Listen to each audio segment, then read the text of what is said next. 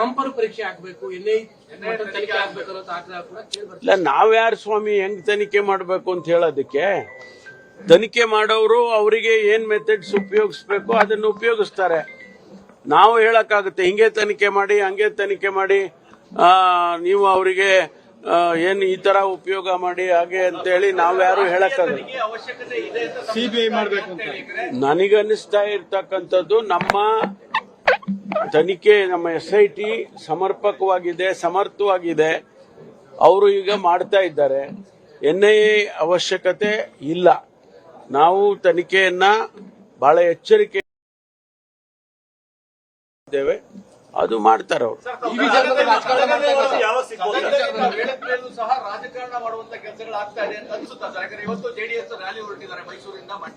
ನೋಡಿ, ಅವ್ರು ಯಾವ ಕಾರಣಕ್ಕೆ ಹೋಗ್ತಾರ ಗೊತ್ತಿಲ್ಲ. ಮಂಜುನಾಥನ ದರ್ಶನ ಮಾಡಕ್ ಹೋಗೋದಿದ್ರೆ ನಾವ್ಯಾರು ತಡಿಯಕ್ಕೆ? ಅವರು 100 ಕಾರ್ ಅಲ್ಲಿದ್ರೆ 500 ಕಾರ್ ಕರ್ಕೊಂಡು ಹೋಗಿ ಮಂಜುನಾಥನ ಆಶೀರ್ವಾದ ಪಡ್ಕೊಂಡು ಬರ್ಲಿ. ನಮಗ್ ಸಂದರ್ಭ ಬಂದಾಗ ನಾವು ಹೋಗ್ತೀವಿ. ನಾವು ಅವರಿಗೆ ನಿಯಂತ್ರಣ ಮಾಡಕ್ ಹೋಗೋದಿಲ್ಲ. ಹೇಳಿದೀವಿ, ರಿಕ್ವೆಸ್ಟ್ ಮಾಡಿದ್ದೀವಿ. ಅವ್ರು ಹೇಳ್ತಾರೆ ಈಗ ನಾನು ಎಲ್ಲ ನಿಮ್ಮನ್ನ ನಿಲ್ಲಿಸ್ಬಿಡ್ತೀವಿ, ಹೋಗಕ್ ಬಿಡೋದಿಲ್ಲ ಅಂತ ಹೇಳಿದ್ರೆ, ಅಲ್ರಿ ಮಂಜುನಾಥನ್ ದರ್ಶನ ಮಾಡಕ್ಕೆ ನಿಮ್ದೇನ್ ಕೇಳೋದು ಅಂತಾರೆ. ಅದಕ್ಕೆ ನಾವು ಮಂಜುನಾಥನ್ ದರ್ಶನ ಮಾಡ್ಕೊಂಡು ಬನ್ನಿಯಪ್ಪ ಅಂತ ಹೇಳ್ತೀವಿ. ಕಾಲನ ನಿಗದಿ ಮಾಡಕ್ ಆಗೋದಿಲ್ಲ. ಯಾವ ರೀತಿ ವಿಚಾರಗಳು ಬರುತ್ತೆ, ಅವ್ರ ತನಿಖೆನಲ್ಲಿ ಏನ್ ಸಿಕ್ಕತ್ತೆ ಅವರಿಗೆ, ಅದ್ರ ಮೇಲೆ ಹೋಗ್ತಾರೆ. ಆದ್ರೆ ಆದಷ್ಟು ಬೇಗ ಮಾಡಬೇಕು ಅಂತ ಹೇಳಿ ನಾವು ಹೇಳಿದ್ದೇವೆ. ಅದ್ರ ಪ್ರಕಾರ ಅವ್ರು ಮಾಡ್ತಾರೆ.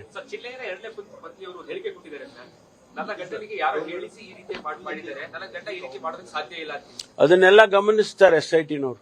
ಸರ್, ಈಗ RSS ಗೀತೆ ಆಡಿರುವಂತ ವಿಚಾರದಲ್ಲಿ ದೊಡ್ಡ ಚರ್ಚೆ ಆಗ್ತಾ ಇದೆ. ರಾಜಣ್ಣವ್ರು ಹೇಳ್ತಾರೆ DCM ಏನ್ ಮಾಡಿದ್ರು ಸರಿ ಇರುತ್ತೆ, ನಾವು ಮಾತ್ರ ಏನು ಮಾಡಂಗಿಲ್ಲ. ಅದ್ರ ಬಗ್ಗೆ ನಾನು ಯಾವುದನ್ನ ಹೇಳಿಕೆ ಕೊಡೋದಿಲ್ಲ. ಸರ್, ದಸರಾ ಉದ್ಘಾಟನೆ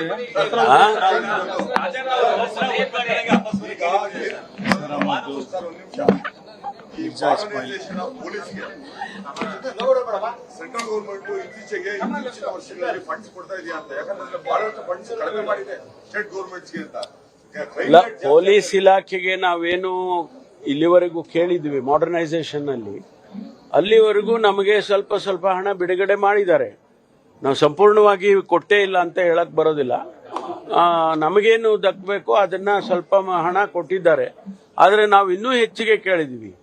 ನಾನು ಮುಖ್ಯಮಂತ್ರಿಗಳು ಹೋಗಿ ಪೊಲೀಸ್ನವ್ರಿಗೆ ವಸತಿಗಳು ಕಟ್ಟಬೇಕು, ಪೊಲೀಸ್ ಗೃಹ ಅಂತೇಳಿ ಕಾರ್ಯಕ್ರಮ ಕೊಟ್ಟಿದ್ದೀವಿ. 5,000 ಮನೆಗಳನ್ನ ಕಟ್ಟಬೇಕು ಅಂತೇಳಿ 1,650 ಕೋಟಿ ರೂಪಾಯಿನ ನಾನು ಮುಖ್ಯಮಂತ್ರಿಗಳು ಕೇಂದ್ರದ ಗೃಹ ಸಚಿವರಿಗೆ ಕೇಳಿದ್ದು, ಮಾಡರ್ನೈಸೇಷನ್ಗೆ ಕೇಳಿದ್ದು.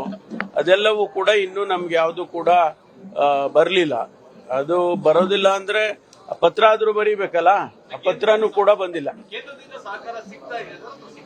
ಅಲ್ಲ, ನಾವು ಈಗಾಗಲೇ ಮುಖ್ಯಮಂತ್ರಿಗಳು ಹೇಳಿದಾರಲ್ಲ, ಕೇಂದ್ರದ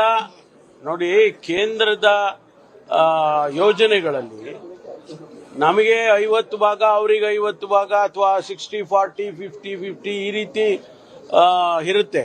ಅದರಲ್ಲಿ ಅವರು ಇಲ್ಲಿವರೆಗೂ ನಮಗೆ ಅವ್ರು ಕೊಡಬೇಕಾದ ಹಣ ಕೊಡ್ಲಿಲ್ಲ ಅಂತ ಈಗಾಗಲೇ ಮುಖ್ಯಮಂತ್ರಿಗಳು ಹೇಳಿದ್ದಾರೆ. ನಮ್ಮ ಇಲಾಖೆನಲ್ಲಿ ನಾವೇನು ಹೆಚ್ಚಿಗೆ ಹಣ, ನಾವು 1,000 ಕೋಟಿ ಏನು ಕೇಳಲಿಲ್ಲ. ನಮಗೆ 500 ಕೋಟಿ 400 ಕೋಟಿ ಈ ರೀತಿ ಮಾಡರ್ನೈಸೇಷನ್ ಪ್ರೋಗ್ರಾಮ್ ನಲ್ಲಿ ಅವ್ರ ಪಾಲ್ ಕೊಡ್ತಾರೆ. ಅದರಲ್ಲಿ ಸಂಪೂರ್ಣವಾಗಿ ನಮ್ಗೇನು ಬಿಡುಗಡೆ ಆಗಿಲ್ಲ.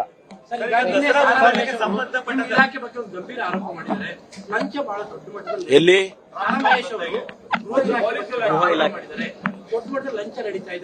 ನೋಡಿ, ಸಾರಾ ಮಹೇಶ್ ಅವರು ಮಂತ್ರಿಗಳಾಗಿದ್ದು, ಅವರು ಶಾಸಕರಾಗಿ ಮಂತ್ರಿಗಳಾಗಿ ಒಬ್ಬ ಜವಾಬ್ದಾರಿಯುತ ಮುಖಂಡ ಅಂತೇಳಿ ನಾನು ಅನ್ಕೊಳ್ತೇನೆ. ಅವ್ರು ಹೇಳಬೇಕಾದ್ರೆ ಸ್ಪೆಸಿಫಿಕ್ ಆಗಿ ಹೇಳಿ, ಯಾರು ಹಣ ತಗೊಂಡಿದ್ದಾರೆ, ಎಲ್ಲಿ ಹಣ ತಗೊಂಡಿದ್ದಾರೆ, ಯಾರು ಕೊಟ್ಟಿದ್ದಾರೆ, ಅವ್ರು ಹೇಳಿದ್ರೆ ತನಿಖೆ ಮಾಡ್ತೀನಿ. ಅಲ್ಲಲ್ಲ, ಸುಮ್ಮನೆ ನೋಡ್ರಿ, ಪಾಸಿಂಗ್ ರೆಫರೆನ್ಸ್ ಕೊಡೋದ್ರಿಂದ ಅರ್ಥ ಇಲ್ಲ. ಕೊಡ್ಲಿ ನನಗೆ, ನಾನೇನ್ ಕೇಳೋದಿಲ್ಲ. ಅವ್ರು ತಾನೇ ಹೇಳಿರೋರು, ನಾನು ಹೇಳಿದಿನ? ಅವ್ರು ಹೇಳಿದ್ದಾರೆ, ಅವ್ರು ರೈಟಿಂಗ್ ಅಲ್ಲಿ ಕೊಡ್ಲಿ ನನ್ಗೆ. ಅಲ್ಲಲ್ಲ ನೋಡಿ, ನಾನು ಅವ್ರಿಗೆ ಇಷ್ಟೇ ಹೇಳೋದು, ಆ ರೀತಿ ಅವ್ರಿಗೇನಾದ್ರೂ ಕಂಡು ಬಂದಿದ್ರೆ ಅಥವಾ ಗೊತ್ತಾಗಿದ್ರೆ ರೈಟಿಂಗ್ ಅಲ್ಲಿ ಕೊಡ್ತೀನಿ ಅಂತ ಅವ್ರು ಹೇಳಿದ್ರೆ ಕೊಡ್ಲಿ, ನಾನು ತನಿಖೆ ಮಾಡಿಸ್ತೀನಿ, ಅವ್ರ ಮೇಲೆ ಕ್ರಮ ತಗೊಂತೀನಿ.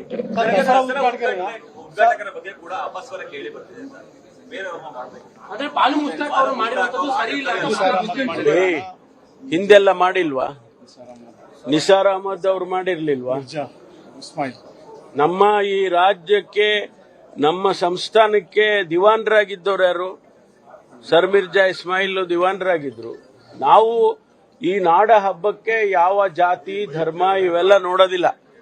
ಅದಕ್ಕೋಸ್ಕರ ಅದೆಲ್ಲ ಆ ಬೆಳವಣಿಗೆ ಒಳ್ಳೇದಲ್ಲ. ಅಲ್ಲ, ಅವ್ರು ಹೇಳ್ತಾರೆ ಇದು ಯಾವ ಹಿಂದೂ ಧರ್ಮಕ್ಕೆ ಸೇರಿದಂತಹದ್ದು, ಇದು ಜಾತ್ಯತೀತ ಅಲ್ಲ. ಇದು ನೋಡಿ, ಧಾರ್ಮಿಕ ಕಾರ್ಯಕ್ರಮ ಅಂತ ನೀವು ಅನ್ಕೊಂಡಿರ್ಬೋದು. ಇದು ನಾಡ ಹಬ್ಬ, ಇದು ನಮ್ಮ ರಾಜ್ಯದ ನಾಡ ಹಬ್ಬ. ಇದು ಹಿಂದಿನ ದಿನ ನಡ್ಕೊಂಡ್ ಬಂತಿರೋದು. ಅದರಿಂದ ನೀವು ಅದಕ್ಕೆ ಯಾಕೆ ಧಾರ್ಮಿಕ ವಿಚಾರಗಳನ್ನ ಮಿಕ್ಸ್ ಮಾಡಕ್ ಹೋಗ್ತೀರಾ? ಹೊರಗಡೆ ಒಂದು ವರ್ಗವನ್ನಾಗಾದ್ರೆ ನೀವು ಹೊರಗಡೆ ಇಟ್ಟು ಹಬ್ಬ ಆಚರಣೆ ಮಾಡ್ತೀರಾ? ಏನ್ ನಂಬಿಕೆ ಅವ್ರಿಗೆ ಇದೆಯೋ ಇಲ್ವೋ? ನಮ್ದು ನಾಡ ಹಬ್ಬ, ಊರ ಹಬ್ಬ, ಎಲ್ಲರನ್ನೂ ಕರಿತೀವಿ ಅಷ್ಟೇ. ಸುಸ್ತು ಬಂದಿದೆ. ಆ ಇದೆಲ್ಲದರ ಮಧ್ಯೆ ನಾಯಕತ್ವ ಬದಲಾವಣೆ ಚರ್ಚೆ ಇನ್ನು ಜೀವಂತವಾಗಿದೆಯಾ ಅಥವಾ ಹೇಗೆ?